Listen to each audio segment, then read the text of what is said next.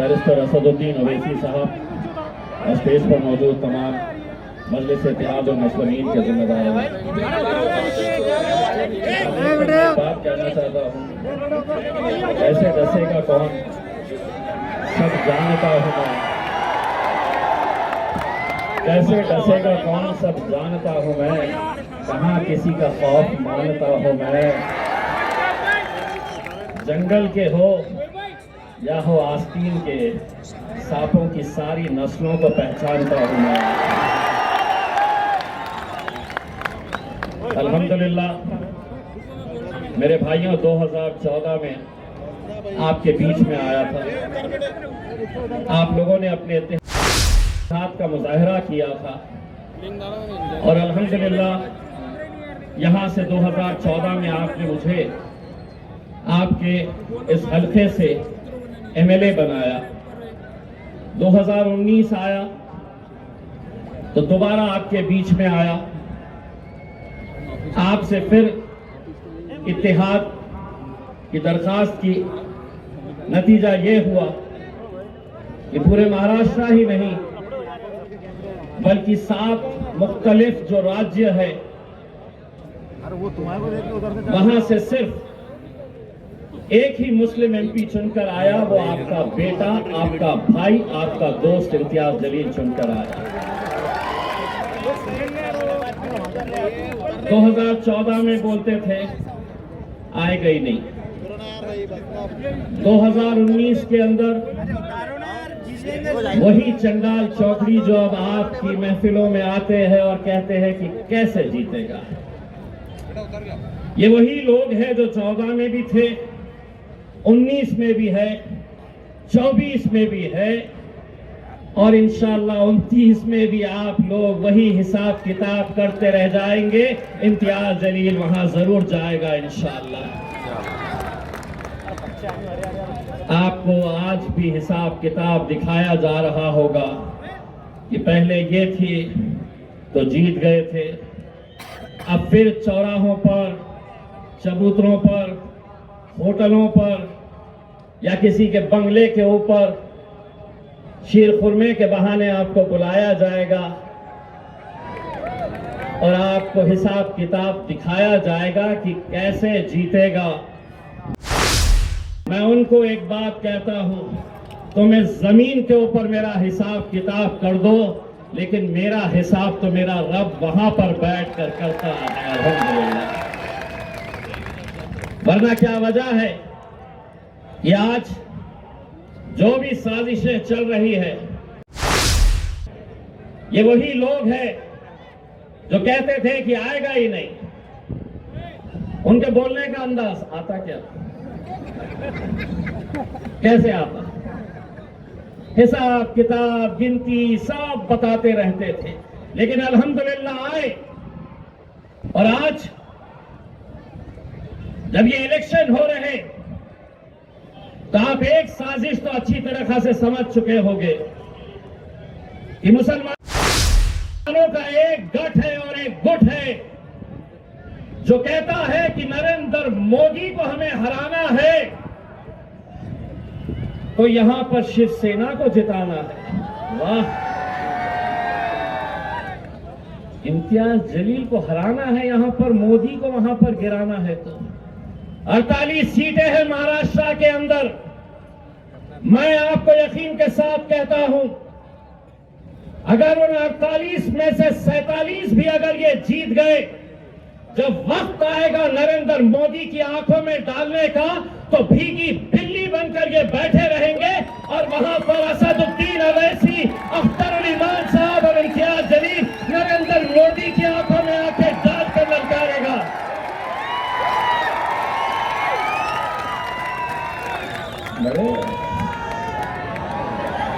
बड़े मोदी को जिताना है तो इम्तियाज जलील यहां नहीं चलता।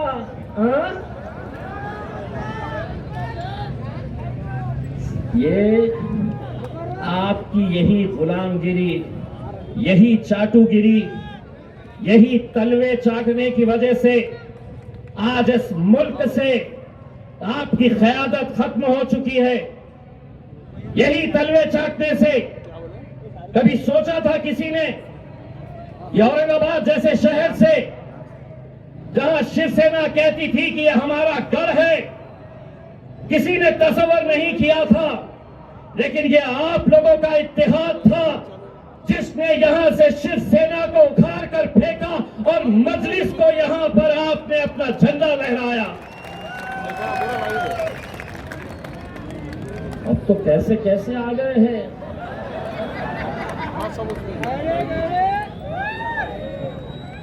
ऐसी कैसी झोलियां फैला रहे हैं।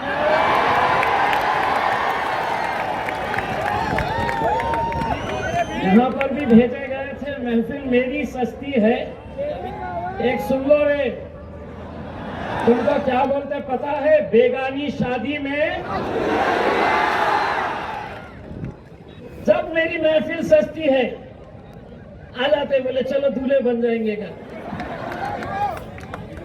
हर वक्त आप देख लीजिएगा, जब महफिल सजी कि ले लेते हैं 200-300 रुपये, चलिए आ जाइएगा। तुम झोली यहीं तक फैलाते रहो। कव्वाली सुने हो? वर्द झोली मेरी या मोहम्मद, लौट कर मैं न जाऊंगा खाली। अरे मांगना है तो उससे मांगो रे, किसके सामने तलवे चाट रहे हो? उससे मांगो। और मैं आज भी ये कहता हूं, लोग मुझसे पूछते हैं, ये लोग बार बार पूछते हैं मेरे से, जीतते क्या, कैसा आते? मेरे 2019 में आपको कितना भरोसा था कि आप जीतेंगे और 2024 में आपको कितना भरोसा है? तो मैं उनको ये कहता, 2019 के अंदर मुझे 100% यकीन था मैं जीतूंगा, लेकिन अब वो इंतजार करते मैं कुछ तो भी बोलूंगा करके। 2024 में 200% यकीन है कि 4 जून को हम हिंदुस्तान का सबसे बड़ा जश्न यहां पर मनाएंगे इंशाअल्लाह। और जश्न तो बेटा तेरे घर के सामने भी आके मनाऊंगा इंशाअल्लाह। यही प्यादे हैं, किसके वजह से चल रहे हैं? गाड़ी में पेट्रोल कौन डाल रहा है? सब जानते हैं बेटो, हम सब हिसाब निकाला जाएगा। हर इलेक्शन में ऐसे आते, कोई ना कोई तो आता है गिराते बोले मेरे को। उन्हें क्या मालूम, ये शहर में अब अल्हम्दुलिल्लाह ऐसी फिजा तैयार हो गई। एक रात पहले तक कुछ अलग सोचता है, सुबह जैसे ही फजर पढ़ के बाहर निकल, नक्को रे बाबा पतंग कोई मारो, अपनी पतंग है, अपनी पतंग को उड़ाओ। अल्हम्दुलिल्लाह मेरे भाइयों, आज क्या वजह है कि 10 ऐसे राज्य हैं जहां से एक भी मुसलमान को टिकट नहीं दिया गया, और ये आपके बीच आ रहे हैं और कहते हैं कि एकलौता एक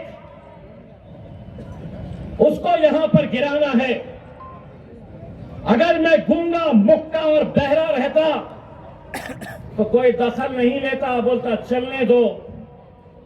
लेकिन उन्हें एक बात पता चली है कि पिछले 20 सालों से पार्लियामेंट के अंदर अकेला मेरे भाई बैरिस्टर असदुद्दीन अवैसी साहब अकेले मुकाबला करते थे। अब तकलीफ ये है कि ये आया है तो ये भी बहुत बोलता है भैया, और बोलता ही नहीं है। असद भाई जब बोलते हैं और वहां से भाजपा का, यहां से कांग्रेस का, वहां से राष्ट्रवादी का, यहां से शिवसेना का, जब असद साहब को टोकते हैं तो इम्तियाज जलील पीछे जाकर बैठता है और उनको क्या कहता है? अरे चल बैठ रे बैठ। सारी तकलीफ इसी बात की कि कैसे इकलौता एक हजम नहीं हो रहा तुमको। क्या वजह है? क्या वजह है तुम्हारी? उससे जो अच्छे हमारे कहां है वो?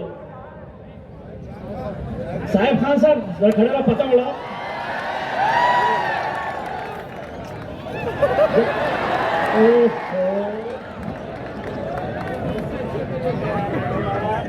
कुछ दिन पहले के इनके इंटरव्यू देख रहा था, मैं खुद डर जा रहा था।